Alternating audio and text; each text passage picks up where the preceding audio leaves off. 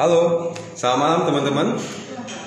Dengan saya Wahyudi Akbar. Hari ini saya sedang lagi ada di sini saat ini, dan saat ini kita akan first episode dari acara Lamar. Lamar itu apa sih? Itu adalah life and marriage. Kita akan banyak membahas tentang bagaimana keluarga, parenting, suami istri itu akan menjadi pembahasan kita dari acara ini. Dan ini akan menjadi acara yang mingguan, kita akan selalu rutin, kita akan melakukannya. Minggu ini adalah episode pertamanya. Jadi kita juga lagi belajar ini trial and error gitu.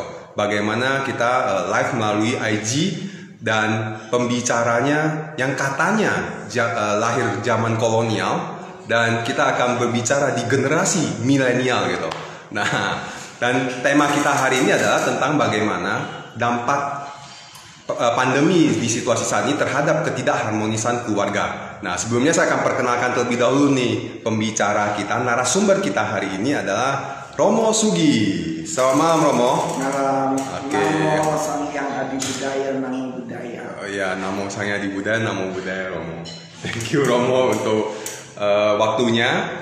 Dan hari ini kita akan membahas tentang ketidakharmonisan akibat dari pandemi COVID-19 ini ya, Romo ya.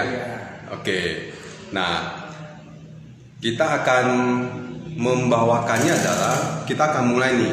Ya, kita akan mulai membahas karena waktu kita cuma ada 60 menit. Ya. Nah, oke Romo. Kita langsung mulai aja ya, Romo ya. Oke, tapi sebelumnya Romo udah makan kenyang? Sudah ya. Enjoy hari ini, gimana kabarnya Romo? Ya, not bad lah. Not bad ya. Oke. Nah, jadi hari ini adalah terkait dengan pandemi nih. Nah, apalagi Jakarta mau PSBB lagi nih, Romo. Ya kan. Nah, terus kemudian kan ada kita akan tahu lah ya dari pandemi COVID-19 ini, di mana dengan pandemi ini membuat ketidakharmonisan dalam keluarga gitu. Nah, menurut pandangan Romo gimana, Romo, terkait dengan situasi saat ini? Terkait dengan hal ini. Kalau kita melihat ke laporan-laporan di berita-berita di sosial media maupun di media massa, baik dari televisi, koran, dan sebagainya, salah satu dampak corona ini atau COVID-19 ini menimbulkan angka perceraian yang tinggi. Dari Mahkamah Agung, Sekjen Mahkamah Agung melaporkan terjadi peningkatan dari bulan Mei atau April, saya lupa itu, dibandingkan dengan bulan-bulan sebelumnya itu meningkat hampir 30%, baik itu di peradilan agama maupun di peradilan negeri. Nah, salah satu contoh misalnya pengadilan agama di Bandung itu, atau di Soreang tepatnya, itu sampai tutup. Tutup karena apa? Karena terlalu banyak perkara yang diterimanya. Umumnya cuma 80-an, paling banyak 100-an. Tiba-tiba setelah COVID itu di sekitar bulan Juni itu meledak menjadi 270 lebih. Sehingga pengadilan merasa tidak mampu lagi, sehingga mereka tutup. Nah, ini yang terjadi. Artinya angka perceraian menjadi sangat tinggi. Nah, di samping angka perceraian tinggi, angka kekerasan dalam rumah tangga juga sangat tinggi. Laporan polisi segala macam. Walaupun saya tidak punya data statistik, tapi saya tanya ke Polres Jakarta Barat, mereka mengiyakan. KDRT segala macam itu meningkat hampir lebih dari 400%. 4 kali lipat lebih artinya. Dari akibat akibat pandemi ini. Nah, di samping kekerasan dalam rumah tangga, perceraian, dampak apa lagi? Yang juga disoroti, yang dikhawatirkan pemerintah ialah angka kelahiran yang meninggi. Angka kelahiran yang tinggi. Ada paradoks di situ. Ya. Pada satu sisi terjadi perceraian, kekerasan, segala macam, tapi juga terjadi pula kehamilan. Nah ini ada paradoks. Ada paradoks di sana. Satu sisi ada kekerasan, di satu sisi tingkat kehamilan juga tinggi. Wah ini gimana nih Romo? Jadi bingung juga ya. Jadi dampak pandemi sebenarnya membawakan dua hal juga gitu ya. Jadi ada hal yang tadi sisi istilah KDRT dan sebagainya. Di satu sisi juga ada tingkat kehamilannya tinggi. Betul. Gitu. Oke. Nah, tingkat kehamilan yang tinggi ini juga tidak dapat disepelekan begitu saja karena ini kan membawa dampak sosial, ekonomi dan sebagainya. Tetapi perceraian itu lebih merusak dibandingkan kehamilan, dibandingkan memperoleh anak yang baru kan. Perceraian membawa akibat baik dari ekonomi, baik dari sosial, hubungan sosial, baik dari nama baik, profesi dan sebagainya. Nah ini dampak-dampak yang tidak baik. Jadi, karena itu negara, saya teruskan dulu ini, negara itu memudahkan orang untuk merit. Negara memudahkan orang untuk merit. Asal lu memenuhi persyaratannya, you bisa merit. Oke. Nah itu artinya apa, Bang? Tapi negara mempersulit orang untuk bercerai. Walaupun you memenuhi persyaratan untuk bercerai, tidak bisa you langsung bercerai. Harus melalui proses pengadilan. Baru kemudian bercerai. Oke. Tadi sebelum kita bahas perceraian nih Romo, tadi Romo setuju nih pandemi mengakibatkan jadinya ketidakharmonisan keluarga. Menurut Romo? Nah begini, selalu ada paradoks di situ. Kalau kehamilan terjadi kan pasti bukan karena ketidakharmonisan.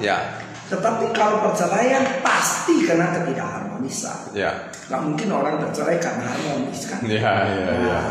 Nah, apa sih kira-kira membuat orang jadi tidak harmonis Romo dari situasi saat ini? Ya karena kalau dari segi pandemi ini kan banyak orang work from home. Kemudian banyak juga para profesional, para pekerja yang tidak bisa bekerja. Karena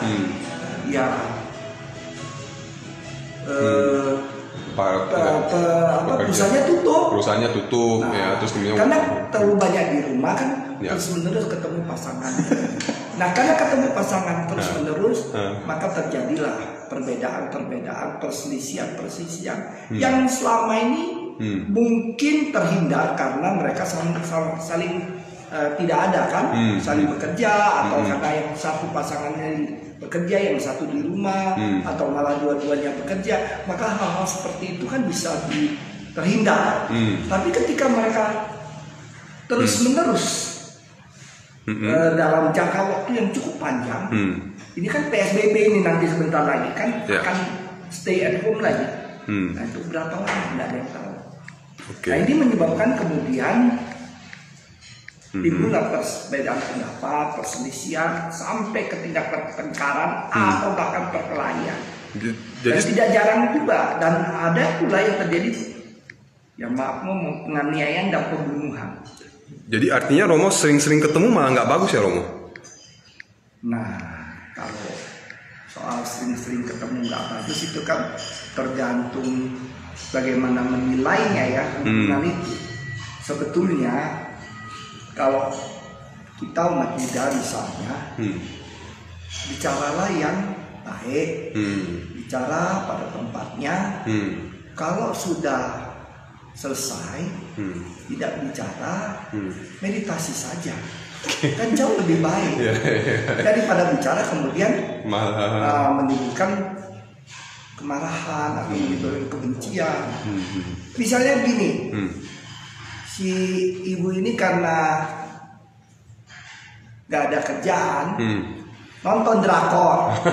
Nah, Apa The World of Marriage itu katanya ya. Terus lihat cowok-cowok drakor itu ganteng-ganteng, wah sampai begitu menimbulkan kesukaan atau bahkan sampai ekspresinya mengundang kecemburuan di suaminya.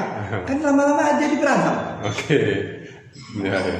Daripada nonton drakor kan meditasi lebih baik kan. Lebih baik ya. Jadi malah menimbulkan kebijaksanaan atau apa gitu ya, Romo. Berarti itu sebenarnya artinya kalau ketidakharmonisan itu juga ada peran dari individu itu dong, Romo ya. Nggak hanya dari pandemi itu sendiri gitu ya. Karena dia kurang latihan atau apa gitu, Romo. Gitu ya.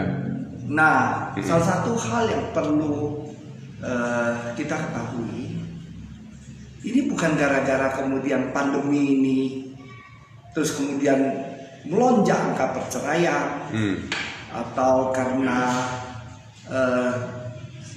selalu bersama kemudian perceraian langsung terjadi, enggak juga begitu. Ini pasti karena ada bibit-bibitnya sebelumnya. Nah, ditambah dengan kebersamaan yang cukup panjang. Nah, ini kan menambah api, menambah bensin, menambah apa, kemudian ya meledak lah.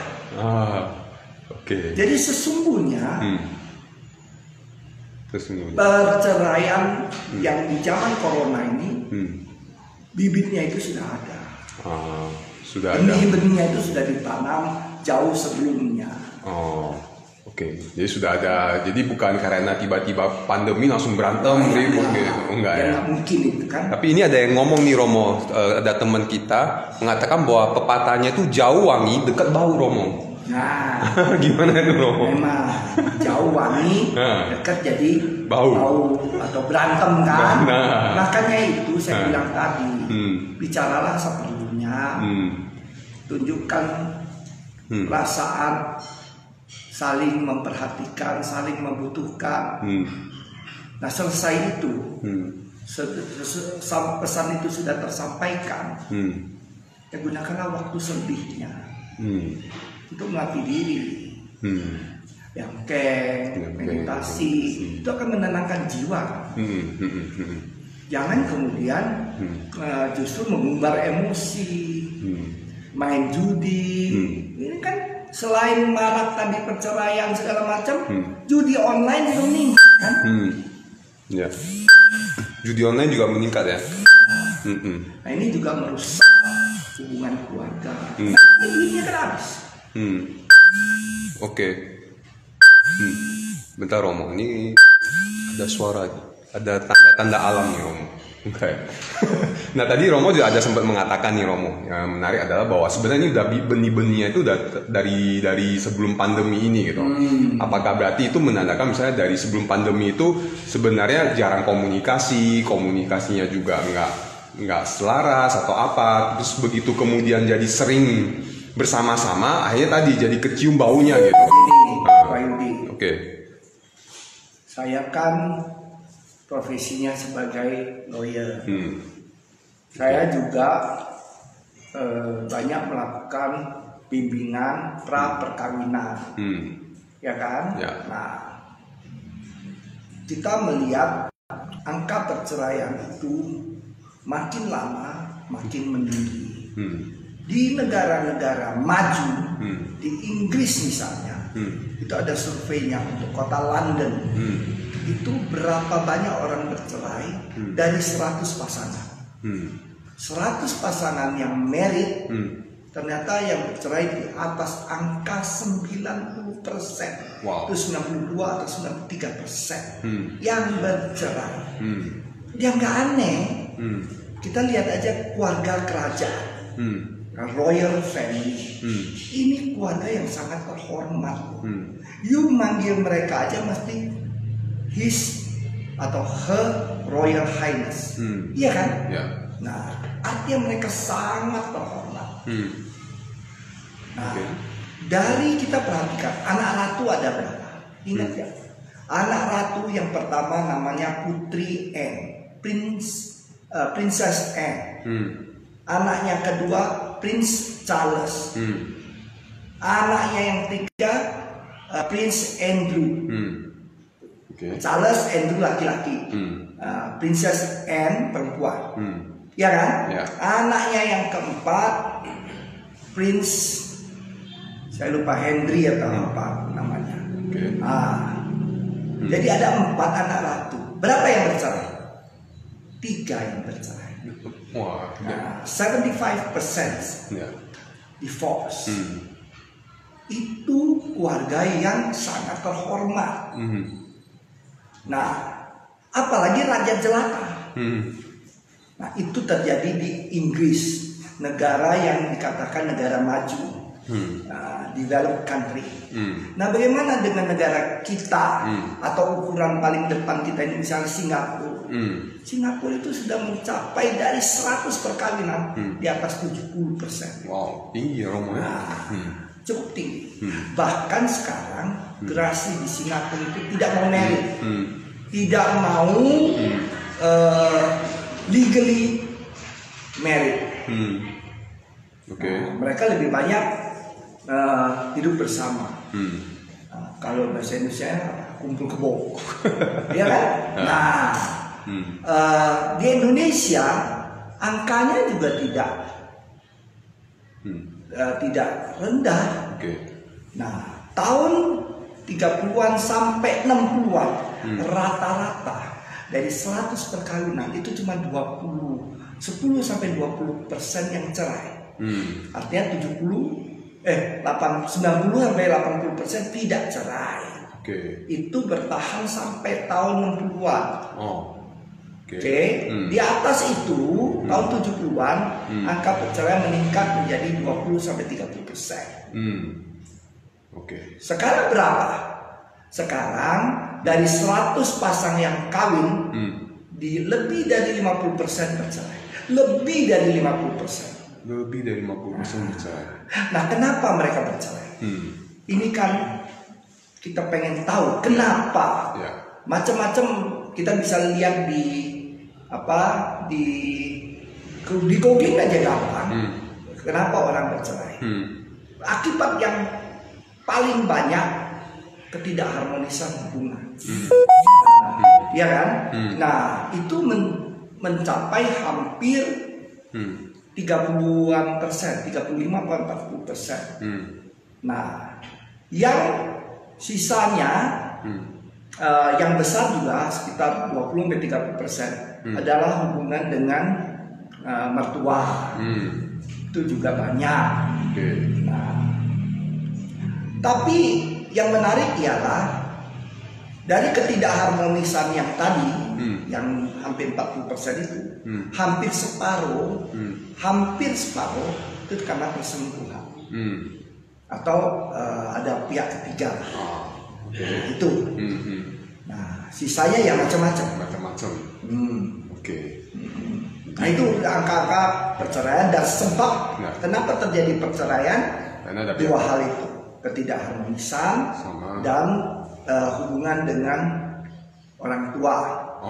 Nah, itu yang paling tinggi. Yang paling tinggi ya, yang Romo temukan dari kasus di Indonesia ya Romo. Tapi di Singapura juga ada yang lumayan tinggi, itu sekitar 20-25%. Itu akibat main game. Oh ya, jadi main game dia bercerai gitu Romo. Ya. Main game. Mereka suaminya tidak terlalu peduli sama istrinya, dia lebih sayang dengan gamenya. Nah, kemudian si istrinya jadi kesel. Dia bercerai. Enggak bercerai. Dan artinya perceraian ini sebenarnya dampaknya apa sih Romo ke depan itu? Maksudnya dampak dari perceraian ini? Ini yang penting kita ketahui. Saya tadi bilang perceraian ini merusak sendi kehidupan keluarga. You bayangin negara itu suatu negara. Unit terkecil daripada negara itu apa? Keluarga. Betul kan? Ya. Nah, baru kemudian RT, RW, lurah, camat, terus bupati atau wali kota, terus gubernur, naik terus sampai ke presiden. Kalau di negara kita kan begitu. Tapi unit terkecil adalah keluarga. Karena itu kita dapat kartu keluarga, betul kan? Nah, kalau kemudian katakan 70 atau 80% seluruh keluarga di Indonesia ini bercerai, maka kesatuan negara itu masih bisa dipertahankan nggak? Sulit. Sulitnya karena ya karena begini, manusia ini kita harus mengakui itu, semua manusia ini memerlukan sebuah rumah, memerlukan sebuah tempat yang nyaman untuk dirinya. Kalau bahasa Inggrisnya home sweet home. We need a home sweet home kan. Nah kayak burung itu, dia terbang kemana-mana, dia kembali ke sangkarnya. Apa yang diharapkan dari sangkar? Suatu sangkar yang harmoni, yang bisa membuat dia beristirahat dengan damai kan. Ya kan? Nah manusia juga perlu begitu. Tapi kalau 70-80% keluarga-keluarga itu bercerai, bagaimana ini? Ada nggak kedamaian di situ? Udah nggak ada. Nggak ada ya. Jadi individunya jadi nggak damai, pembawaan dirinya juga nggak bagus. Kemudian yang paling celaka adalah anak-anak korban perceraian. Itu kan dari tahun, kalau pernah dengar itu lagu judulnya Daddy Don't Go. Daddy Don't Go. Kayaknya saya belum lahir. Kayaknya saya belum lahir ya. Nah itu tahun 30-an apa? Waduh, itu nggak tahu lagi di antara mana itu negara Romo saya. Ada lagunya, di search aja di Google. Bisa, judulnya itu Daddy Don't Go, Mommy Come Home. Daddy Don't Go, Mommy Come Home. Apa terbalik, Mommy Don't Go, Daddy Come Home. Ya kira lebih begitulah judulnya. Jadi sebenarnya anak juga mendapatkan dampak. Ini bukti bahwa perceraian itu membawa anak-anak menjadi broken home. Ya. Nah, seorang anak laki-laki itu dia sangat memerlukan bapaknya. Kenapa? Karena itu dia harus meniru. Contohnya itu bapaknya. Ya kan? Nah, kalau dia terlalu dekat dengan mamanya dan contoh papa itu tidak ada, lu bisa bayangin anak laki-laki kayak apa ya nantinya dia. Nggak ada model nggak ada role model. Nggak ada role model dia. Nah, anak perempuan dia juga memerlukan papa.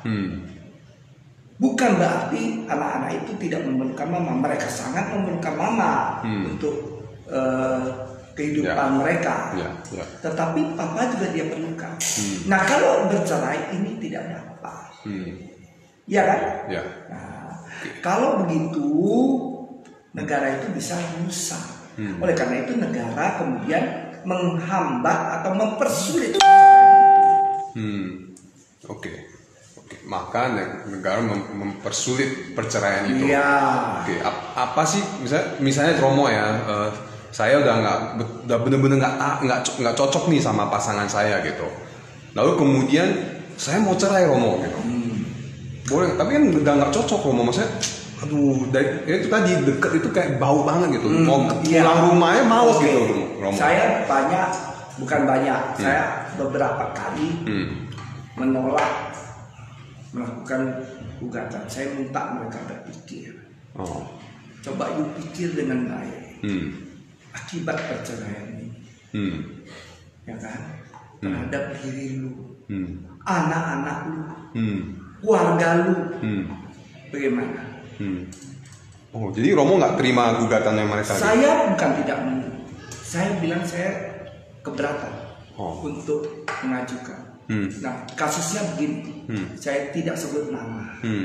Ada seorang cincin, seorang ibu-ibu, dia datang ke saya. Dengan menangis, dia cerita, dia sudah tidak tahan dengan suaminya. Suaminya sering pukul dia, sering menghina dia, ya kan? Nah, sering berkata-kata yang kasar. Nah, dan sering mempermalukan dia di depan teman-temannya, di depan anak-anaknya juga. Dan suaminya itu juga orangnya tidak tidak kikir lah, agak kikir. Agak kikir, agak pelit. Pelit ya, pelit gitu. Jadi dia agak sulit. Pokoknya semua dihitung, jangan ada lebih. Gitu loh. Kurang boleh gitu ya, jangan lebih gitu. Nah, jangan lebih. Dia takut istrinya bawa kelebihannya itu ke keluarga istrinya. Dia khawatir sekali itu. Oke. Saya tanya ke Sinci, punya anak sih, punya berapa? 3. Yang paling gede umur berapa? Yang paling gede umur 11 tahun. Yang kecil umur berapa? 4. Yang nomor 2 9, Pak. Ya masih kecil-kecil sekali kan. Ya kan? Ya. Nah sekarang kalau Uci bercerai nih sama yang punya suami, ya kan? Apa yang you mau tinggal di mana? Terus anak-anak ini mau ikut siapa? Anak-anak saya sudah tanya, Pak, mereka nggak mau ikut papa, nggak mau ikut papanya karena papanya jahat katanya, sering pukul, sering marah. Mereka mau ikut saya. Ya terus Sinci tinggal di mana? Saya terpaksa kembali ke rumah orang tua saya di Telukong. Di Telukong. Saya dengar nama itu. Saya tanya ke dia, berapa rumah Enci di situ, berapa gede? Dia bilang ya lebar mungkin sekitar 5 meter lah, ruko ya, 5 kali 15 gitu lah, atau 4 kali 15 gitu lah. Di situ tinggal papa mama saya, masih ada 2 saudara perempuan saya, ada koko saya, ada enso saya, ada anaknya 4. Dan di bawahnya itu mereka buka toko. Nah, you sudah bisa bayangin kan betapa crowdednya. Dia lagi nanti bawa pulang ketiga anaknya. Berempat jadi masuk ke rumah itu. Terus mereka mau tinggal di mana?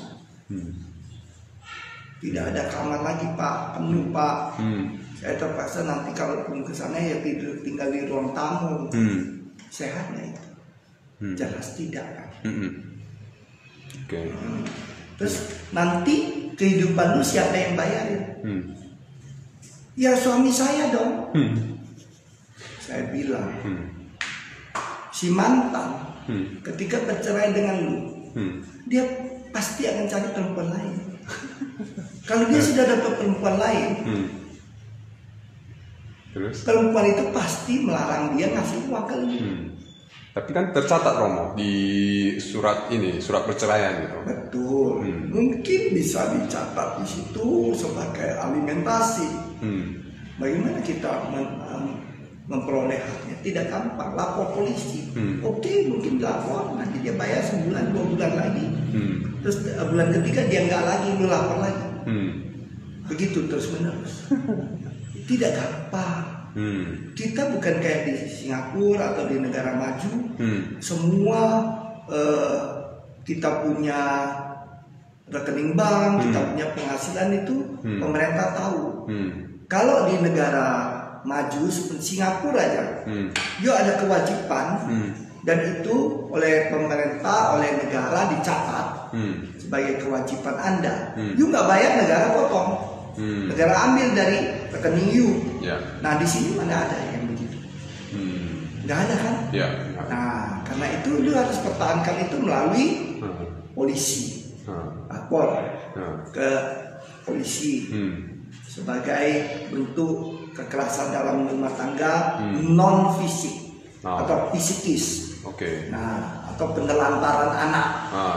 Itu lagi rame itu kan, Atta Halilintar. Nah, bapaknya itu katanya menelantarkan anak, itu bisa. Tapi berapa lama lu bisa lapor? Nah, jadi kalau kayak gitu, nah kalau begitu, perceraian ini membawa akibat yang lebih buruk.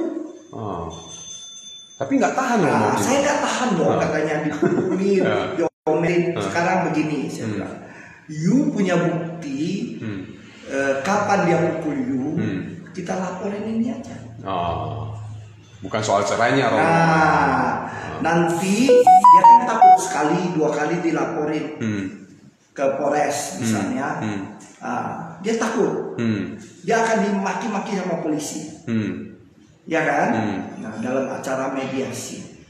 Nah, biasanya mereka tidak berani mengulanginya. Oke. Romo, ini ada pertanyaan nih Romo. Ini dari Wisnu. Pertanyaan adalah, jika dia mau cerai karena pasangannya mengalami gangguan jiwa. Jadi pasangannya itu membuat hal-hal yang aneh-aneh yang dapat merugikan dirinya gitu. Bahkan sampai membahayakan nyawanya. Dirinya itu maksudnya dirinya. Iya, misalnya saya nih, Wahyudi gitu kan. Pasangan saya ini psycho gitu, ada mengalami gangguan jiwa gitu. Nah, sehingga dia seringkali membuat ada perbuatan-perbuatan yang aneh yang seperti seakan-akan dapat membahayakan jiwa saya gitu. Nah, kalau kayak gitu gimana kondisinya, Romo? Dalam keluarga kita ada dua hal yang harus perhatikan.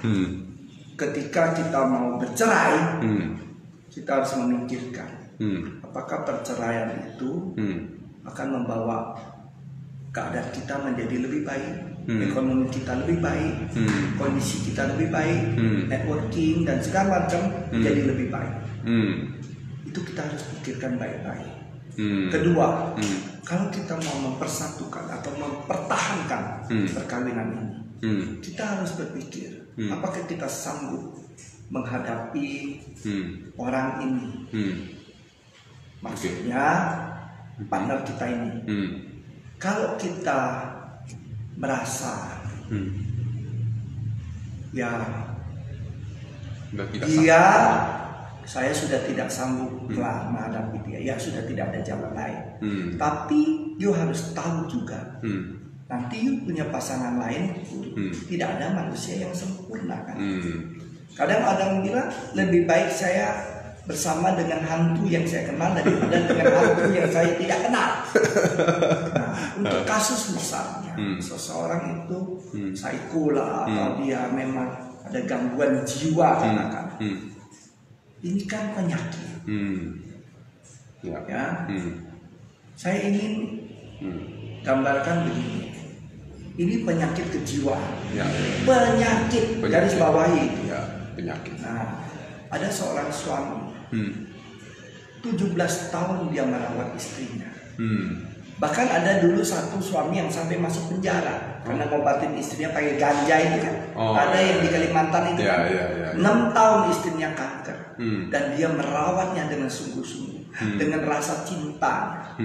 Jadi kalau pasangan kita sakit, saya rasa bukan diceraikan ya, tapi diobatilah. Nah, kalau memang kemudian setelah diusahakan pengobatannya sedemikian rupa, kemudian memang sudah nggak ada harapan, undang-undang membolehkan. Undang-undang sih membolehkan.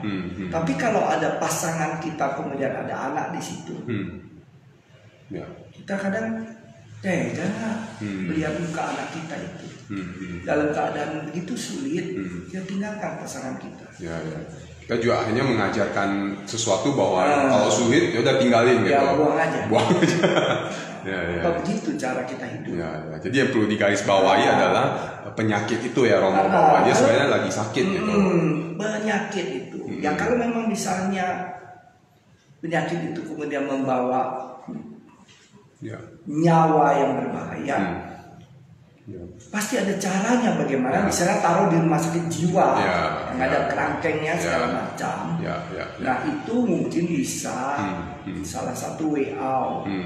Cuman kan kadang kalau orang sakit jiwa, masalahnya lebih banyak orang menjadi malu. Dia simple, dia nggak berani apa.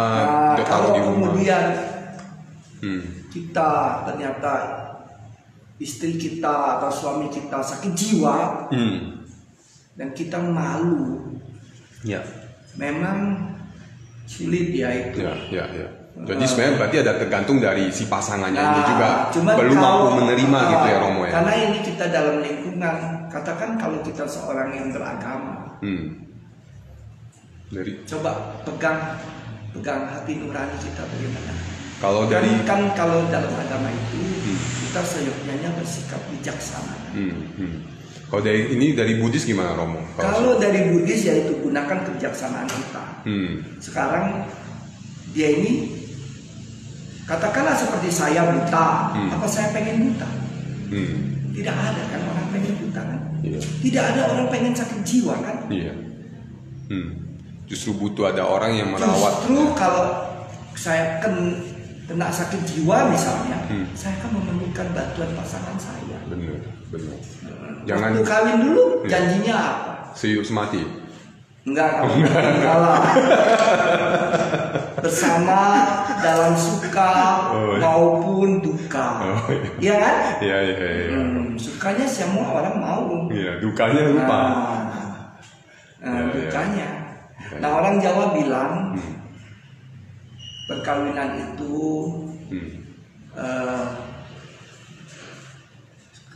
kalau perempuan, ini perempuan Jawa ya, suami ke surga kita ikut, suami ke neraka kita juga harus dampingi. Wow. Nah, tapi sekarang kan tensinya beda. Ya. Suami ke surga iya gua nomor 1 dong. Ya. Jangan ada perempuan lain. Ya kan? Ya. Suami ke neraka. Ya sana lu masuk aja nih. Gua nggak ikutan. Kan gitu. Oke, Romo. Jadi artinya kalau dari menjawab pertanyaan dari Ko Wisnu ya, thank you untuk pertanyaan. Jadi ya itu ada peran dari kitanya juga gitu sebagai pasangannya. Artinya tadi ya yang perlu diingat adalah sakitnya. Justru bagaimana kita merawat. Kalau memang akhirnya sampai ada seakan-akan mengancam dan itu memang pastikan benar gitu ya.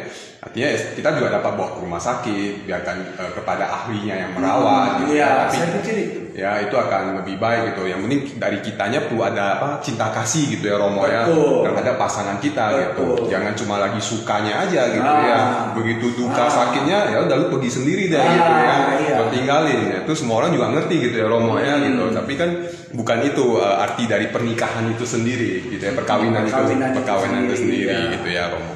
Oke, Romo, ini ada lagi nih. Selamat malam, Romo Sugi. Bagaimana pandangan Buddhis mengenai perceraian? Apakah ada komunitas Buddhi yang bisa membantu untuk konseling dan support untuk hal-hal seperti ini? Oke, satu dulu, Romo. Bagaimana pandangan Buddhis mengenai perceraian, Romo? Di agama Buddha, perceraian tidak dilarang. Artinya terserah pada hukum negara. Ya kan, kita tidak menganut istilah sesuatu yang dipersatukan oleh Buddha tidak boleh diceraikan oleh tangan-tangan manusia. Kalau itu yang kita pegang, artinya manusia lebih hebat dong dari Buddhanya. Ya kan?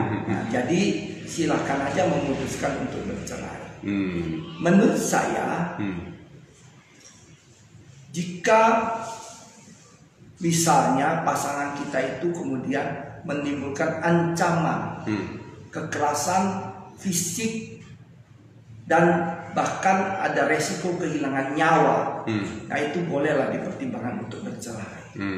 Atau kalau terjadi perselingkuhan yang sulit kita terima. Nah misalnya kalau pasangan kita, terutama kalau cewek atau wanita misalnya, dia selingkuh. Nanti kalau dia hamil, ini anak siapa? Kan repot, mesti tes DNA segala macam. Mungkin sekali dimaafkan oke, 2 kali dimaafkan oke, 3 kali, 4 kali. Nah, itu kan sulit.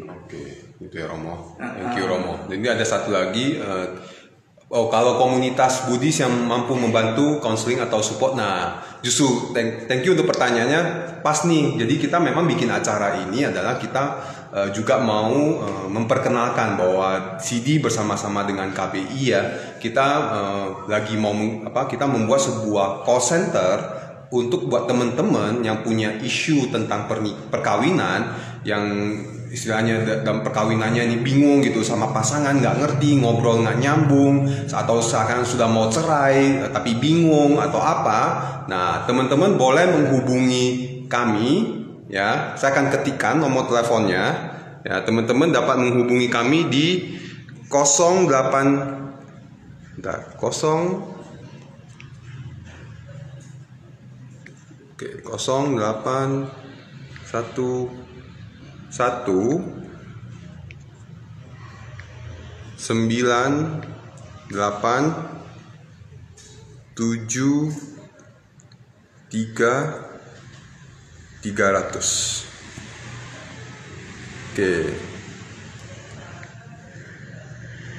Nah, itu ada nomor teleponnya. Nanti teman-teman dapat itu call centernya kami gitu. Jadi itu bentuk support kami dari dari keluarga besar Budayana Indonesia untuk menjembatani buat teman-teman yang punya lagi isu tentang perkawinan gitu, atau lagi dalam ambang perceraian, lagi bingung gimana komunikasi yang baik.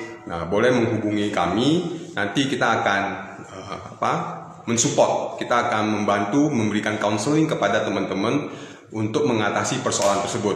Ya, karena kami yakin dan seperti tadi sudah dikatakan oleh Romo Sugi bahwa itu sebenarnya lebih ke ada terkait dengan cara pandang juga ya Romo ya. Ya, perceraian itu sesungguhnya merupakan pintu darurat.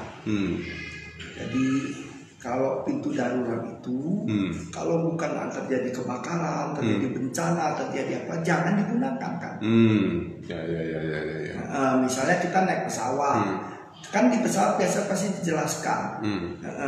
Pesawat ini mempunyai 4 pintu darurat dan 4 jendela darurat. Apakah kita akan menggunakan pintu darurat itu? Tentu tidak. Gunakan pintu darurat ketika ada aba-aba dari pilot, ya kan? Ya. Nah, kita tidak boleh sembarangan membuka pintu darurat itu, bisa membahayakan seluruh isi pesawat dong. Nah, begitu juga perceraian ini akan membawa dampak yang tidak baik untuk seluruh keluarga. Ya. Jadi pastikan kalau memang mau cerai itu sudah benar-benar adalah istilahnya memang udah jalan yang paling terakhir gitu. Iya. Bahwa benar-benar bahwa memang itulah solusi yang terbaik gitu ya Romo ya. Yang terbaik dari yang paling buruk. Dari yang buruk. Ya, terburuk dari yang terburuk. Yang lebih baik daripada yang terburuk. Oke, Romo. Ya. Ya. Jadi itu bukan perceraian itu bukanlah solusi sebenarnya ya Romo. Iya. Gitu.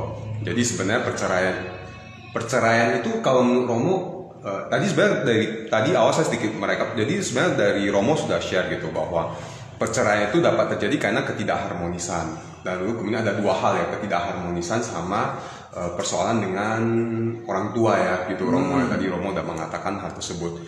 Dan yang menyebabkan ketidakharmonisan itu juga sebenarnya ada dari individunya juga ya Romo gitu, dari individu itu gitu. Yang cuma mau sukanya aja gitu ya, dukanya dia nggak mau gitu. Gitu ya Romo. Gitu. Nah, kalau menurut Romo, untuk supaya harmonis menurut Romo, gimana sih caranya supaya dalam keluarga, misalnya tadi yang mau cerai supaya jadi nggak jadi cerai gitu ya, supaya dari yang tidak harmonis supaya jadi harmonis itu gimana Romo? Dalam idealnya, ya. Perkawinan itu kalau menurut Buddhis itu kan sama sadar, kesadarannya sama, silanya sama, ya kan, kemurahan hatinya sama, ya kan? Nah, sama sadar, sama sila, sama sadar, ya kan? Nah, dan sama-sama bijaksana, sama panjang. Nah, itu yang ideal. Apakah itu keadaan sekarang ideal? Tidak. Sekarang sangat tidak ideal. Bayangkan, umumnya kita ini kan keluarga-keluarga kecil, anak cuma 2-3 orang, maksimal lah 3. Nah, apa akibatnya? Akibatnya, apalagi sekarang orang tuanya kan cenderung punya uang kan, anak-anak itu hidup dalam kemanjaan. Tumbuhlah mereka menjadi prince and princess. Nah, ini bukan cerita H.C. Andersen. The couple prince and princess married together happy ever after. Nah, nggak ada begitu kan? Ketika yang terjadi ialah when the prince and princess married together, mereka membawa kerajaannya masing-masing, membawa arogansinya, membawa karakternya, membawa harapannya, membawa kesukaannya, ya kan? Nah, itu yang biasa dilakukan oleh anak-anak muda sekarang. Tapi begitu dia kemudian menerima kenyataan, oh ternyata lu ini begini, ya kaget kan dia kenyataan itu. Nah, karena mereka anak-anak manja, karena mereka sudah terbiasa dengan hidup yang mewah dan enak, maka keputusannya adalah buang, cerai. Nah, jadi kalau kemudian kita melihat angka perceraian itu makin hari makin meninggi, ya enggak aneh, karena yang menikah anak-anak muda yang kayak gini, iya kan? Ya. Nah, sebetulnya kita bisa memperbaiki, tapi perlu waktu yang lama, karena kita harus membangun suatu masyarakat yang baik melalui parenting. Nah, misalnya anak-anak ke sekolah minggu, apa yang mereka dengarkan ya cerita-cerita mengenai jataka, misalnya apa. Nah, terus orang tuanya gimana? Apakah orang tua itu dapat pendidikan sebagai seorang papa, seorang mama dari dunia yang begitu kompleks ini? Apakah banyak wihara yang menyediakan fasilitas itu? Tidak. Kita pertanyakan itu. Nah, jangankan wihara, di lembaga keagamaan lain pun tidak ada. Karena itulah Romo punya kurang, kalaupun ada tidak seberapa. Kurang, apalagi sekarang. Lembaga-lembaga keagamaan ini, ya sorry to say, banyak yang sebagai economic center, bukan sebagai service center. Nah, ini kan celaka juga. Ya, oke. Nanti kita kena sensor Romo. Iya. Kita tapi justru bagaimana kita melalui acara ini ya Romo ya, kita dapat mendidik. Nah, itulah kalau memang kita punya. Tapi sekarang oke. Prince and princess. Kemudian mereka kawin. Ya kan? Nah, sekarang tumbuhkan kesadaran masing-masing bahwa hidup ini memang penderitaan. Nah, belajarlah untuk mencintai. Yang namanya cinta itu apa sih? Ya kan? Ya. Apakah ya orang love to prove you in love with me, that's making love. Apa itu? Ya kan? Ya.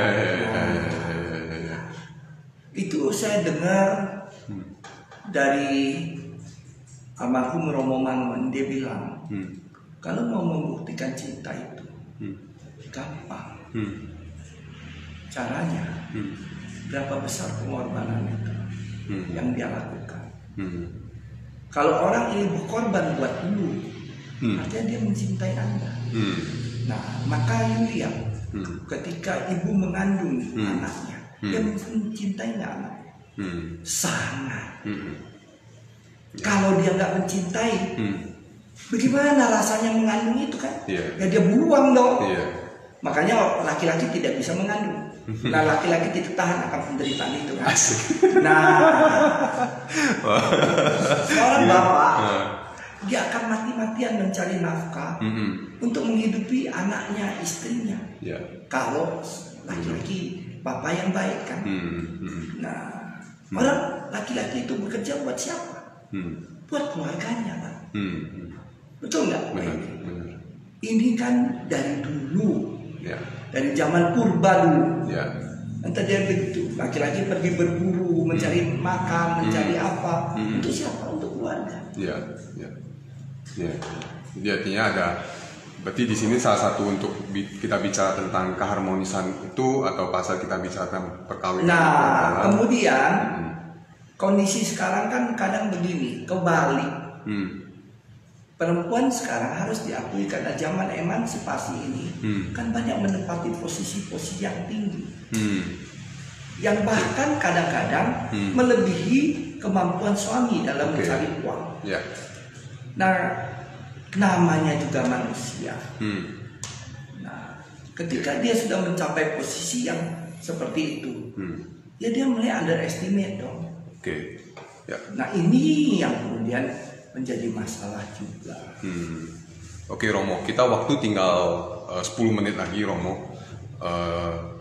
At least berarti saat ini saya dapat sedikit menyimpulkan Romo bahwa artinya kalau kita bicara ya bahwa pandemi ini kan tema kita adalah pandemi ini mempengaruhi ketidakharmonisan. Tapi sebenarnya bukan soal pandeminya gitu, tapi memang sudah ada bawaan benih-benih sebelum dari pandemi ini gitu. Pandemi ini hanya sebagai sebuah pelengkap dari proses ketidakharmonisan tersebut gitu ya Romo ya. Trigger lah gitu. Tapi sebenarnya adalah sebuah proses sebelumnya. Karena ya tadi ya Romo katakan bahwa mungkin orang ini kurang latihan gitu ya, kebijaksanaannya juga kurang gitu ya. Mulutnya dipakai tidak, artinya pas saat ketemu bukan bicara menghasilkan kata-kata yang baik, tidak latihan meditasi gitu ya Romo ya gitu. Akibatnya malah menyebabkan jadi tidak ketidakharmonisan tersebut gitu. Makanya bicaralah yang baik. Usahakan kita kalau minta dihargai, tolong hargai dulu pasangan kita. Nanti dia akan menghargai. Pasti dong. Tapi kalau kita sudah berusaha menghargai yang bersangkutan, dengan segenap usaha kita, hasilnya begitu-begitu aja. Coba bawa ke konseling, ke psikolog misalnya. Ada apa dengan pasangan kita ini? Atau hubungin CD counseling gitu. Nah, kalau kita kan CD counseling, kita provide mengenai pandita-pandita senior. Kita provide ahli-ahli di bidang hukum misalnya ya. Kemudian kita provide juga orang-orang yang mengerti lah mengenai relationship. Tapi kalau sudah menyangkut hal-hal yang psikologi atau apa, kita nanti carikan juga pandita yang menguasai itu kan, atau bante atau bisuni. Cuman kita berusaha untuk melayani umat kita dengan memberikan pelayanan yang terbaik. Karena di sini adalah ladang tempat kita menanam kebajikan. Jadi adalah suatu institusi tempat kita berbakti, melayani. Terima kasih Romo. Romo ada sedikit kesimpulan Romo. Saya ingin menyampaikan untuk pasangan yang sedang galau, yang berpikir untuk bercerai, tolong perhatikan kata-kata saya ini. Jika memutuskan untuk bercerai, pikirkan baik-baik akibatnya dari perceraian itu. Pertama yang harus you pikirkan, misalnya kalau you bercerai dengan istri atau bercerai dengan suami, bagaimana nasib anak-anak ini? Anak-anak yang lahir dari perkawinan Anda berdua. Dari segi ekonomi, dari segi kehidupan, livelihood, ya kan? Dari segi pendidikannya nanti, dari segi ya tadi pendekatan misalnya perlu pattern, perlu role model, segala macam itu kan. Nah, yang gitu-gitu itu tolong dipertimbangkan dengan sungguh-sungguh.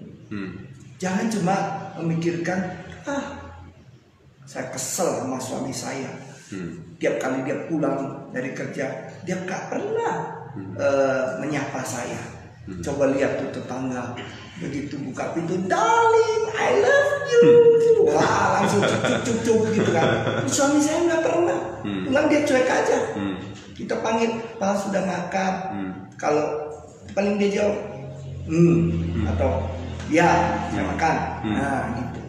Jangan sangat kecil kata-kata. Dia tidak pernah berekspresikan rasa cintanya. Ini memang problem para cowok juga ya, para suami-suami juga. Nah tapi you harus lihat juga berapa besar kontribusinya buat keluarga. Nah itu satu. Kalau kita memutuskan bercerai, tolong pikirkan itu. Kalau kita memutuskan, kalau gitu saya lanjutkan. Nah you harus tahu, misalnya berapa banyak perhatian saya, kemampuan saya untuk menghadapi pasangan saya ini. Mampu nggak saya? Itu juga harus dipertimbangkan. Itu saja. Iya, Romo ya. Terima kasih Romo untuk pencerahannya malam hari ini buat teman-teman yang sudah mengikuti acara ini, juga kami ucapkan thank you.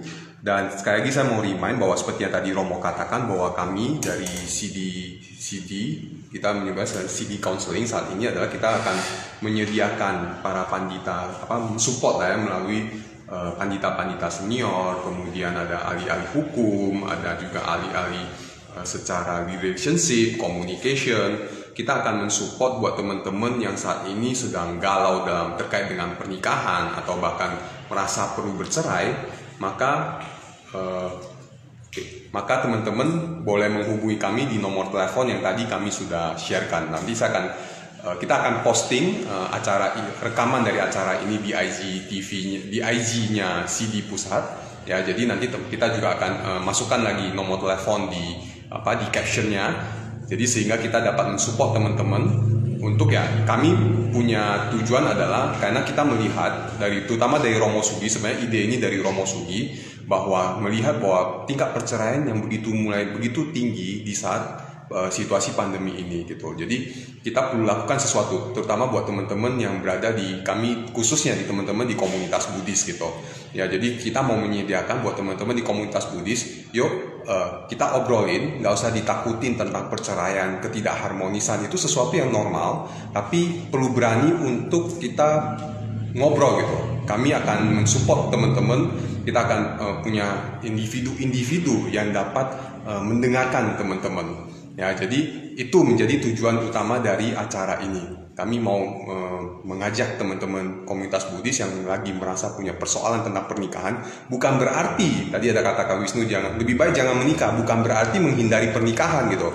Tapi pernikahan, ketidakcocokan itu adalah sesuatu yang sangat wajar. Tapi bagaimana menghadapi ketidakcocokan ini, disinilah kami mau mensupport teman-teman sehingga mampu menjadi keluarga yang harmonis. Karena tadi juga Romo katakan, keluarga itu menjadi fondasi bahkan dari sebuah negara gitu.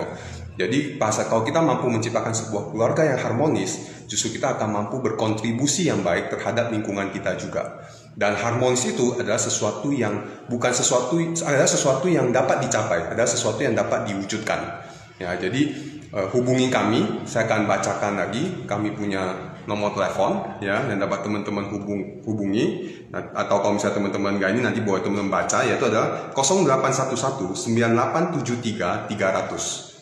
Oke, teman-teman boleh menghubungi CD Counseling, nanti akan dikonekkan dengan individu atau romo atau pandita atau ahli yang cocok untuk kasusnya teman-teman. Itu aja untuk acara kita malam hari ini. Dan kita minggu depan kita juga akan kita akan di hari Jumat, tetap di jam yang sama dari jam 8 sampai jam 9. Kita akan berbicara tentang ekonomi. Ya, kita juga akan berbicara tentang ekonomi.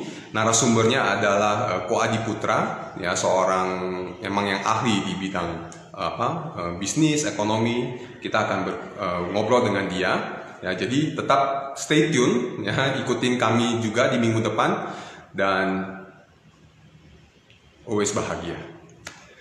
Thank you. Namo Buddhaya. Oke. Dah.